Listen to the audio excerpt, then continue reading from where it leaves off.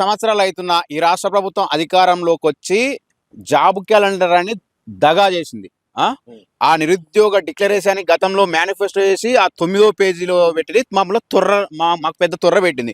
ఇప్పటి వరకు ఈ 3,24,000 బడ్జెట్లో 3,24,000 బడ్జెట్లో ఒక్క నిరుద్యోగులకు సంబంధించి ఒక్క పేజీ కూడా నువ్వు చదవలేదు. నిరుద్యోగులకు మేము గిన్ని నింపుతాము, గిన్ని నింపుతామని నువ్వు ఒక్కసారైనా నువ్వు బడ్జెట్ సమావేశంలో పెట్టినావా? ఇంకో విషయం, 99 రోజుల ప్రోగ్రామ్ అన్నావు.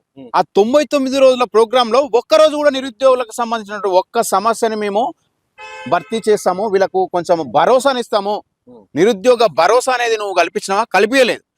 ఈ రాష్ట్ర ప్రభుత్వానికి ఒక 5గురు దొంగలు మా నిరుద్యోగుల తరఫున మేము ఉంటామని 5గురు దొంగలు నమ్మించి మోసం చేశారు. ఫస్ట్ ఆ బల్మూరు వెంకట అనే వ్యక్తి ఫస్ట్ మా కాడికి వచ్చి నిరుద్యోగులని మేము సంకనెత్తుకొని ఇలా ఎమ్మెల్సీ అయ్యిండు. అరే ఎమ్మెల్సీ వాడు ఏం చేసిండు? 29 జీవో తీసుకొచ్చి అదే మమ్మల్ని నిండా ముంచిండు. మళ్ళీ ఇంకోటి ఆ రింగు రియాజ్ గాడు, వాడు ఆ జాబ్ క్యాలెండర్ అనే వ్యవస్థను ఆ 9వ పేజీలో పెట్టినటువంటి ఆ నిరుద్యోగ సమస్య మేనిఫెస్టో తయారు చేసింది ఆ రింగు రియాజ్. వాడు గ్రంథాలయం చైర్మన్ రాగానే పంచుకుండి. ఇక మిగతా ఎవడు వీడు ఈ కోదండరాము. ఈ కోదండరాము ఆ రెడ్డి మరి ఎవడో నాకు తెలియదు, కానీ వాడు నిరుద్యోగం మా ఇంటికి పోతే మీరు ఎవడు రా మా కాడికి వస్తురా అంటున్నావు. మరి మా సంకనాకినప్పుడు మరి నువ్వేవాడివిరా? ఇలా మా కడుపు మనేది కాబట్టి మేము అంటున్నావు. ఇక ఆకునూరు మొదలు, వానికి ఆకులు లేదు మొదలు లేదు. వాడు ఏం మాట్లాడుతుండో వానికే అర్థమైతే లేదు. అసలు రాష్ట్రంలో విద్యా వ్యవస్థని భ్రష్టు పట్టించడానికి వానికి అసలు ఫస్ట్ ఆ పదవి నుంచి తీసేయాలి. రేవంత్ రెడ్డికి చిత్తశుద్ధి ఉంటే ఆ పని నుంచి చేసేయాలి. నేను ఒకటే డిమాండ్ చేస్తున్నాను, రేవంత్ రెడ్డి గారు మీరు మా నిరుద్యోగుల ఓట్లతో గద్దెనెక్కిర్రు. నిరుద్యోగులకు మీరు న్యాయం చేయనిక 70,000 ఉద్యోగాలు మేము నింపినామని ఇప్పటి వరకు సంకలు గుర్తుకున్నాడు కదా.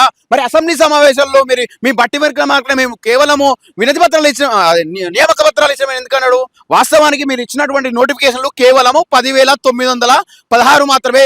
మిగతా ఇవన్నీ గత ప్రభుత్వం ఇచ్చినటువంటి నోటిఫికేషన్లు మాత్రమే. మీరు ఇప్పటి వరకు ఇస్తున్నటువంటి 10,954 జీబీఓ పోస్టులలో ఇప్పటి వరకు పాత ఉద్యోగులతోటి 5,010 పోస్టులు నింపిరు. మిగిలినటువంటి 5,944 జీబీఓ పోస్టులకు ఇప్పటికి నోటిఫికేషన్ ఇవ్వకుండా పాత విఆర్ఓల కాంట్రాక్టులు గతం అంటే వాళ్ళకు మళ్ళీ మన వారసత్వ ఉద్యోగాల పేర్ల కల్పనతో ఆ 5,000 ఉద్యోగాలు కూడా అమ్ముకునే ప్రయత్నం ఎందుకు చేస్తాను మీరు?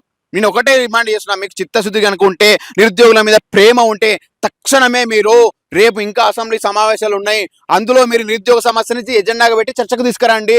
చర్చకు తీసుకొచ్చి మమ్మల్ని కన్విన్స్ చేయండి, ఉన్న ఖాళీలు వేస్తామని. మరి మీరు ఫస్ట్ తక్షణమే 17,992 ఎస్ఐపిసి పోస్టులు ఖాళీగా ఉన్నాయి. అవి ఏనిగా మీకు ఏం పరువు అవుతుంది? డీజీపీ కార్డు నుంచి ఆల్రెడీ మీకు అన్ని వచ్చినాయి కదా. మరి మీకు ఏం పరువు అవుతుంది? ఏజ్లు అయిపోతున్నాయి పాపం, ఒక్కొక్క ఏజ్లు అయిపోతున్నాయివా? నీ అమ్మ నీకంటే ఏజ్ లేదు, రాజకీయంలో ఏజ్ లేదు, మరి నీ ఉద్యోగాల్లో ఏజ్ ఉన్నాయి.